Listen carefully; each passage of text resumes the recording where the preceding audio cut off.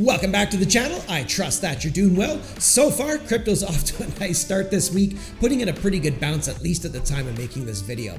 Typically, Augusts aren't all that great for markets, so does this bounce eventually get faded, leading to a greater correction throughout the month of August, and perhaps even a little bit into September?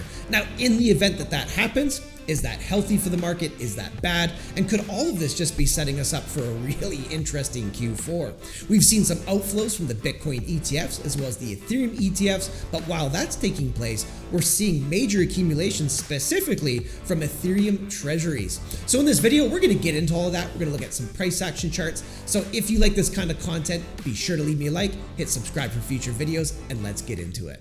And so far, we're starting out the week not too bad here, at least at the time of recording. We can see Bitcoin is up 1.27%. We see Ethereum up 5.68%, XRP up 5.35%, BNB up 2%, and Solana up 3.55%, at least at the time of recording.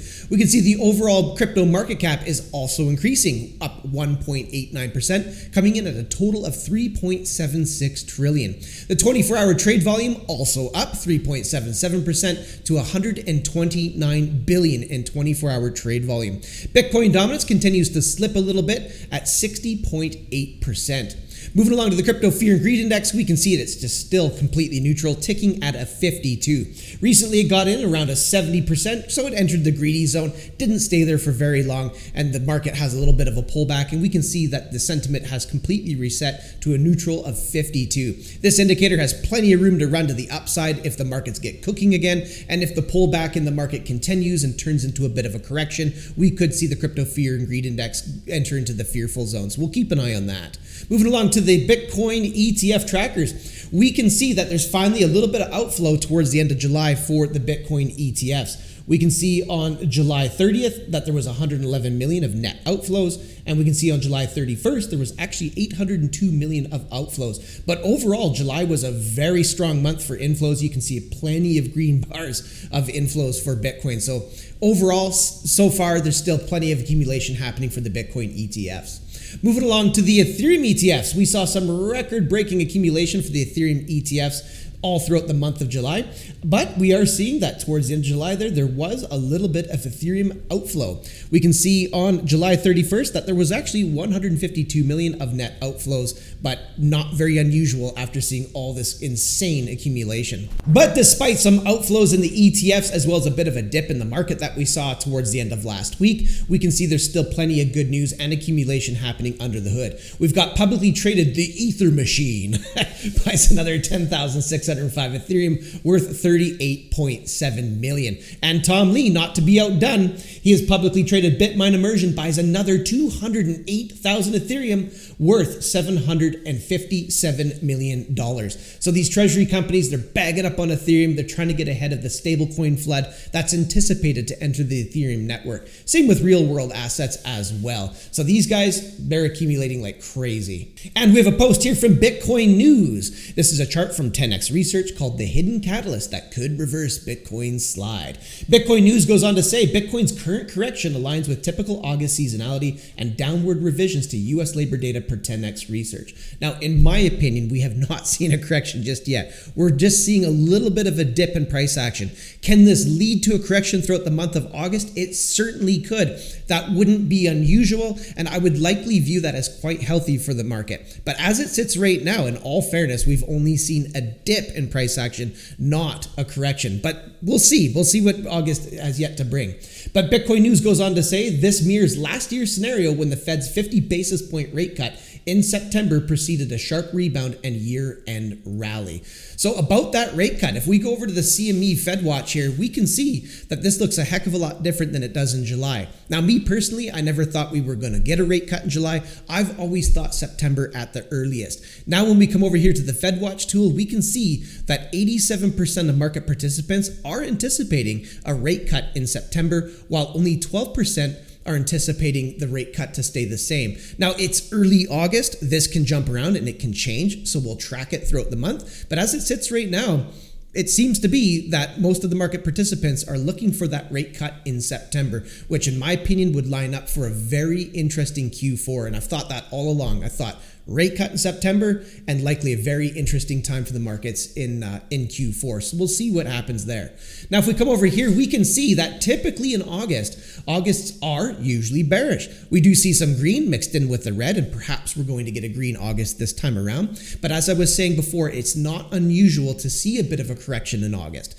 So if we do get that, if we get some sideways and down price action throughout the month of August, through some of September even, it wouldn't be unusual, and it would actually be quite healthy for the market, and in my opinion would even strengthen the case for a really good surge in Q4. So we'll be tracking it and paying attention to it. So don't forget to hit subscribe and follow along with these videos. And jumping into some of the price action charts, starting out with Bitcoin here, we do see in recent history that Bitcoin did find quite a bit of resistance around that $120,000 mark. Did put this wick all the way up here to the top side of the purple box, coming in at about 123,000. Since then, Bitcoin has kind of just slumped to the downside and is currently finding a pretty good bounce off the 55 exponential moving average. We do see that price action is coming into contact with the 10, 21, and 30. The 10 simple, which is in red, and the 21, which is in yellow, is crossing through that 30, which is in orange. And that might put a little bit of pressure on Bitcoin. We can see it's beginning to interact with that right now, but perhaps that serves as a little bit of short-term resistance. Remains to be seen. But so far, we're seeing a bounce coming in to start out the week off of that 55. Not looking too bad so far. We'll see what the rest of the week brings. Jumping down to some of the momentum, we can see that the momentum has had a major reset here. We can see the stochastic is down on a daily. It is in the bearish control zone. But if we look at price action, for the most part, price action has just gone sideways and a little bit of a dip to the downside. So seeing some of this momentum reset the way that it is beginning to look more and more like a bullish reset, as I was mentioning in previous videos. Now, still a little bit too early to call all of that, but the longer price action can go just sideways here, and the more this begins to cool off, like the stochastic, you can also see the RSI really cooling off, the more that begins to look like a bullish reset. So we'll be paying close attention to that. Now, interestingly enough, if we jump over here to the CME chart, we can see that the CME gap has officially been filled. So for all the gap boys out there, you can see price action did come down, filling that CME gap and coming into contact with the 30 simple. And so far, we're opening the week with a little bit of a bounce here. So gap officially filled. Moving along to Ethereum. So Ethereum's having a really good bounce here to start out the week. You can see that it, well, first of all, it has had a very good run up here for the last few weeks. Just nothing but green candles to the upside. So to see a little bit of profit taking and hesitation here, especially under a key level of resistance, which I've marked with that purple box, is not unusual. We can see price action just kind of slump to the downside, hitting the 30 simple moving average, and a very strong bounce so far. We can even see that at the time of recording this video that the price action is already getting back up above that red 10 simple moving average. Ethereum now up 6%, at least at the time of recording this video. At the end of the day, what I'm looking for is I want to see Ethereum getting up above this purple box. So anyone that's been following along knows that I'm looking for Ethereum to take up the purple box, which is marking out this pivot right back here where sellers aggressively entered the market. The bottom side of that purple box is coming in around that $4,000 mark, and the top side of that box is coming in around 4,100. Now, if I zoom out a little bit, if Ethereum starts closing up above that box, you can see it's taking out these last major areas of resistance right here. Currently, it's grappling with this one here, and it would also be taking out this area here as well. And that's where the sellers seem to get really aggressive in recent price action history. Getting closures up above that box, it's pretty clear sailing to Ethereum's all-time high, which is marked by that pivot right there, and getting above there, and Ethereum's right back into price discovery, and that's where things get really exciting for this asset once again. Moving on to Solana, we can see that Solana recently had that golden cross right here between the 55 and the 200. And usually when you get those golden crosses, they are magnetic to price action. Either you get a pullback to a relevant area of price action, which, you know, initially Solana did do that right here on this candle, which was hitting this peak right back here. But now, since then, with the whole market pulling back, Solana has now come right down and is literally testing that golden cross. We see that Solana did, for a very brief moment, get below that white 200 simple moving average with these two candle bodies here. But starting out the week here, Solana is putting in a nice bounce and getting back up above that white 200, as well as getting back up above the 55. Now, in all fairness, from the time of making this video, this daily candle still has 6 hours and 46 minutes remaining, but it does look like Solana is getting ready to reclaim that 55. But remember, folks, nothing good happens under the 200. You can see that when Solana closed below the 200 right here, that it was just basically a cascade to the downside. Then it served as resistance right here, and it was a little bit of resistance here before Solana broke back up above there. So it is nice to see that although Solana did dip below that 200, that it is very aggressively reclaiming that moving average as I make this video. So we'll see how the rest of the day plays out. We'll see what the rest of the week brings. But now it's fair to say that Solana has now officially tested that golden cross. So we do want to see price action hold up from here. And if it is able to do that, Solana will be looking good.